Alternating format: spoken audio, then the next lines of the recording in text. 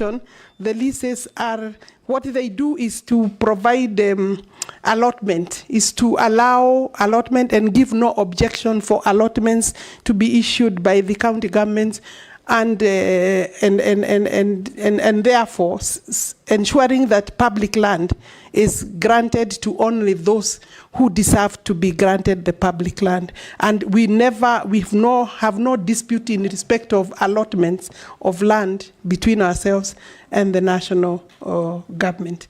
So in terms of going to how many places can I go, if I can go to 5 or 10 and provide the statement that is needed to stamp authority of the government in terms of tearing the cartels that I'm here and I will not allow, and I can tell you, Honorable Speaker, it has worked to some extent.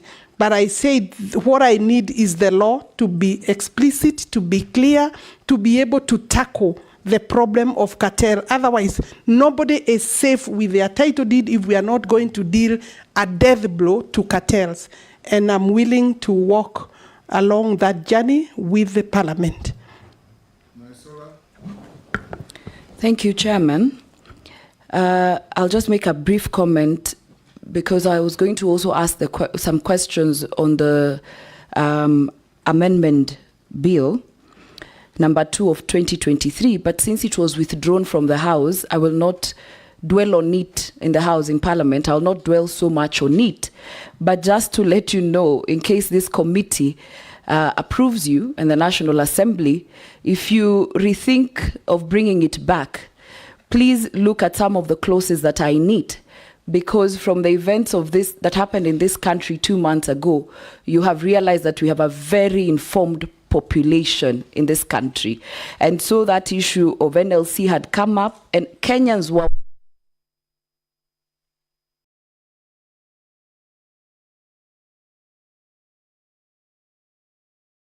the issues of land, and you know how land is emotive. The second thing that was on it that Kenyans raised was the issue of inserting a new clause which will force freehold land owners, property owners who enjoy free ownership for perpetuity and can use the land for any purposes, to pay land rate. You know, that was just a comment since it has been withdrawn. So to my question, one, who is a cartel? Every CS nominee talks of a cartel. I want you to explain to this committee your definition of cartel. The second question is the whole issue of the housing levy. By April 2024, the government had collected in excess of Kenya shillings 34 billion. How many houses can you confidently say have been constructed and completed as we speak? And lastly, with the Finance Act having been declared unconstitutional, I think yesterday, do you understand its import on the housing project, and what next if this committee then finds you suitable to hold that office? Thank you. We'll take another. Nelson. Thank you, Honourable Speaker. Mine is actually very brief. Affordable housing is one of the key pillars of Kenya Kwanza administration. In fact, the President has been many times quoted as saying it was a deliberate way of creating employment. I want to ask you, Honourable nominee, how many young people have been employed by this program? And number two, do you think this program is sustainable, and is it working? Go ahead. Thank you, Honourable Speaker. I think it is important that even though Honourable Lesuda has not come by way of a question, for me to make 1 or 2 clarifications in respect of the authority and the mandate of the National Land Commission. Because many times there is misinformation or misunderstanding of the mandates. And I believe that there is no misunderstanding between ourselves and the National Land Commission. Sometimes it's just propaganda. If you look at Article 67, the functions of the National Land Commission are to manage public land on behalf of the national and county governments. 2, to recommend a national land policy to the national government. Indeed, I have 1 document already recommended, and we are working on the national land policy, reviewing it since 2009. The review is supposed to take place every 10 years. Then to conduct research related to land and use of natural resources and make recommendations to appropriate authorities. To initiate investigations on its own motion, that's regarding complaints, historical injustice, and all that. And then finally, then there is to encourage the application of traditional dispute resolution mechanisms to assess tax on land and premiums on immovable property in any area designated by the law. And to monitor and have oversight responsibilities over land use planning.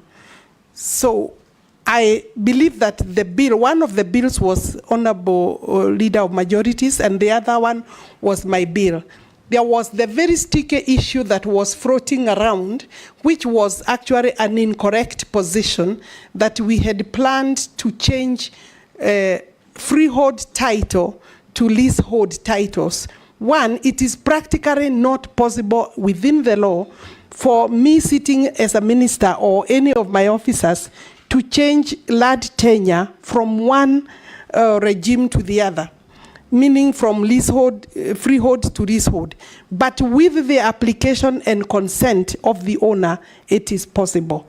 So there was no provision that we had brought to do that. What raised maybe concern is the proposal to levy some charge or some fee on freehold ownership within our cities.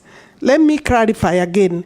The levy that we had proposed in the bill that was withdrawn was levy on freehold land within cities. So far, by the description of cities under the Urban Areas and Cities Act, we have Nairobi, Mombasa, Kisumu, Nakuru, and Eldoret is soon coming on board because it has been approved. So 5 cities.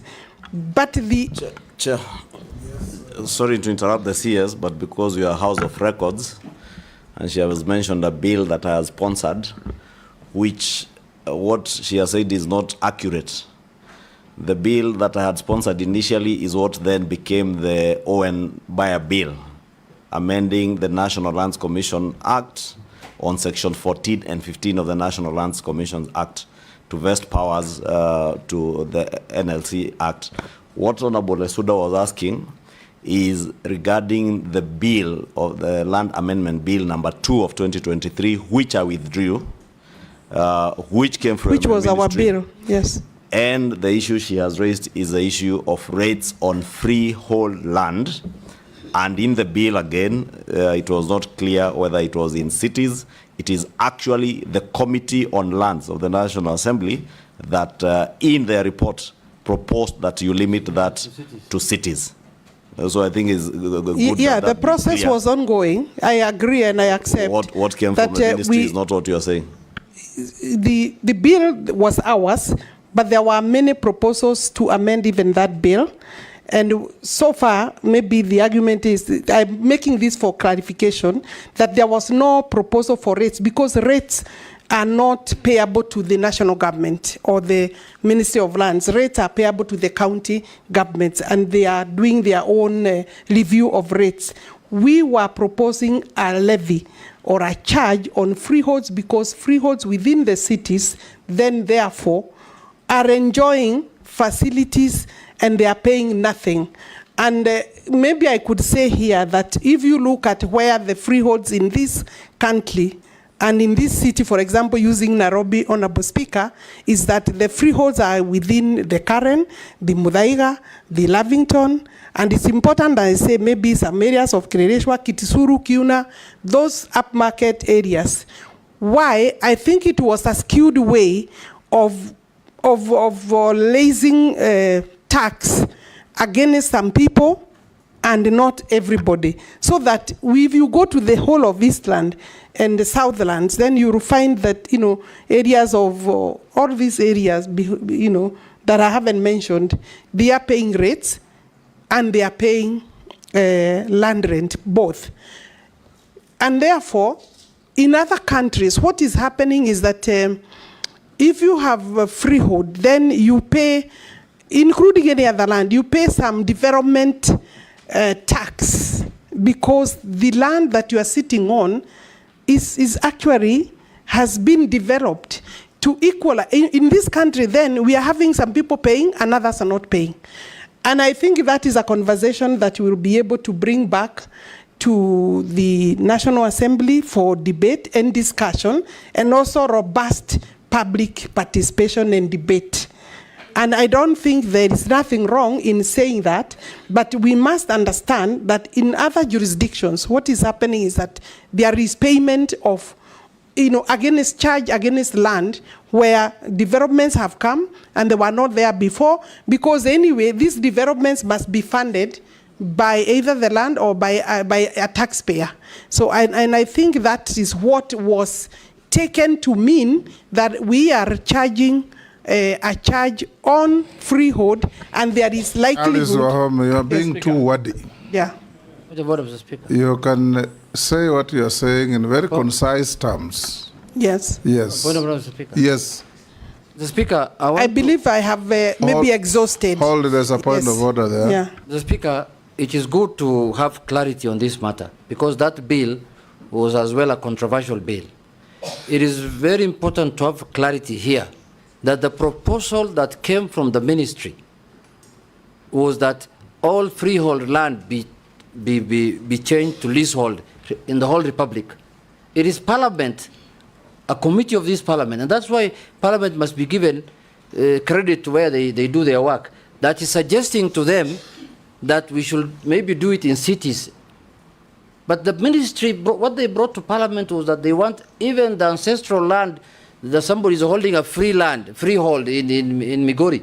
They wanted to change it to leasehold. For what? She should tell us why, what was informing that, instead of now hiding under Parliament. Alice, why? The provision was saying that the minister will be able to say, to designate the areas, which then means you designate through regulations, and I would still have had to come to Parliament to be allowed the designated areas that we would have picked. So, and therefore, the proposal by Parliament, I commend. I think it helped and it improved the provision. Mole? Thank you, Chair, and I'm sorry I didn't want to interrupt. You have interrupted, just go on. Chair, we are in a vetting process, and the leader of majority and the leader of minority have stated the actual position, but the nominee, she's trying to run away from the reality. The reality is that the bill which came to the House exactly wanted to levy even the ancestral land in this country. And it came from the ministry. She was the CS. So instead of using too many words, please admit we move forward. Because at the end of the day, Kenyans could not accept your proposal. And it came from you. It did not come from the House of Parliament. Speaker. It did not come from Kenyans. It came from your office. Yes, sure. Yes, Alice. Speaker, I said that the proposal had indicated that the minister will designate areas where the levy will be. It was not blanket, because it is not possible to collect. Point of order, it is not Chair. possible to collect Point of levy order. in the entire country. Mr. Speaker, Yes. that is true. But why do you want to subject a land that is in Bungoma or Migori for a minister who's sitting in Nairobi to designate whether it will be a freehold or a leasehold? Why do you want to do that? Just say it was wrong to do that, and now you are rectifying, you are agreeing with Parliament for that issue to become a city's issue. Just and we move on, Madam C. You are a former member of Parliament here. I think the clarity I have made, I have even given credit to Parliament, but I have said that it is Parliament that was going to give me permission to say where to levy the. Yes. Point of order, Okay. a brief one. Yes, Mr. yes, Naisula. Thank you, Speaker. And I just want to put it to the nominee, and from what the majority leader had said to another nominee here, that one of the challenges of the cabinet that was there before is communication, because Kenyans are not understanding what you want to do. When they raise questions, it is said to be propaganda, but now we have confirmed here today that it is actually the truth. And so I think moving forward, if you're confirmed, and the last thing also is when there is public participation and Kenyans have an issue with a clause or with a matter in a bill, it should be discussed thoroughly and given the view of those because the bill could be good, everything else could be good, and we have one contentious issue. Could we exhaust it? Because I can assure you, after what happened in Parliament, these parliamentarians will not be a rubber stamp anymore to any issue that will be contentious, Madam Nominee. So that is all I wanted to do, so that we could make progress. Yeah, thank you. I would hate a parliament that is a rubber stamp. It's of no use to anybody, and even themselves. But and I agree with you. This bill had not even gone to second reading, where the debate was going to happen. And during debate, the proposals for amendments would obviously, by the House, I think the subject was still... We'll make progress. Alice, what the members are telling you is that a bill came from your ministry with these contentious proposals to the House. When it was picked up and spread like wildfire, the ministry maintained a conspiracy of silence. Instead of coming up to say, it was our bill, we withdraw it so that you quell the fire, you said nothing. But that is, let's move on. Posing? Thank you, Speaker. I think there is need for better communication. Yes. I agree with you throughout the entire government, including my former ministry. Yes, even His Excellency the President has said, lamented, that one of the weaknesses in the government is poor communication. You are doing good things which nobody knows. And when you do bad ones, you don't own up. Questions on housing levy. Okay. Yes, Order, Speaker. We proceed to the housing levy question. I was asked by Honorable Koech how many people or youth we have employed under the affordable housing levy program. I want to confirm that in our records we have about 106,000 youth, both men and women, and I want to add here that most of them are youthful, below 35, and we ensure also that we include women, because we have women who have the skills and artisan skills. Yes. Youth has no gender; it's just youth. Men and women. Sometimes when you say a man, it is said it is also a woman, but until you say it is both male and female, then there is a problem. So thank you, Honorable Speaker, but I would say the youth, it can be youth, women and youth, or youth men. Yes, so we have ensured that gender is also observed in terms of those who are working and benefiting. Is it sustainable? It will be sustainable if we are able to continue with the housing, affordable housing levy. And I'm aware that it is also still in court. Would I say that up to now we have over 100, we have at least 48,000 housing units that are in different stages of construction, between maybe 20% and 95%, some nearing completion. In fact, we expect that we will be launching several of those units this year. And so it is sustainable, because this is one of the best projects and programs that the country can allow to continue. Everything else bad said about it, but this one in terms of employment and in terms of self-sustaining, if we can allow the levy to continue, it is sustainable. And I bet that what we are giving, including allowing housing to people who previously cannot access and afford decent homes, then I would think that the country should take it Proceed. and proceed with it. I thank you, Honorable Speaker.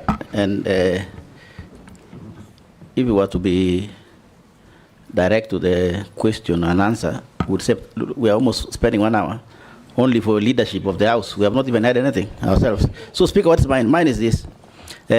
Nominee, Honorable Alice Wahome. This issue of house levy or house tax, of course, was very controversial, and it is still controversial. However, because it is in place, it is mainly in urban. It's only in urban. And the people who are paying are in the villages. And most of us in Parliament, we represent village constituencies. About 80% of this country is village, or 70% for that matter. And even if, and you know, the government has run to talk about jobs, creation of jobs. My view, Minister, is, if you are confirmed, what will be the housing plan for the rural people who are also paying this tax and paying this levy for people in towns to enjoy houses and to enjoy jobs? Nobody in my constituency or constituency rural who will enjoy those jobs. Nobody will enjoy those housings, right? But we are losing money. So what this is that we are advising even the president or the government in terms of saying, these guys in the rural are paying these taxes or levy, but this is our housing plan for them, so that we can actually move as a country. Thank you, Speaker. Vicaria. Thank you, Chair. I will only ask questions that have been raised by Kenyans. The chairman of the IDP camp in Nakuru called New Canaan is asking, after the settlement of the court cases referring to Donga Farm and Kisima Farm, when is the ministry intending to do the titling? Secondly, there is a guy from Joro asking about Ndefo plot in Menengai Slopes and whether there will be titles, whether you will be giving titles to that place called Ndefo plots. Thirdly, is a teacher in my constituency asking about... Point of order, Mr. Speaker. Yes. Mr. Speaker, not to interrupt my colleague, I think those questions can only be answered by the minister when she is in office substantively. Whether she can give me a title or not. She can't give anything now. Honorable Chair. I was about to tell she is jobless. Honorable Vicaria, you are assessing the suitability or otherwise of Alice Wahome being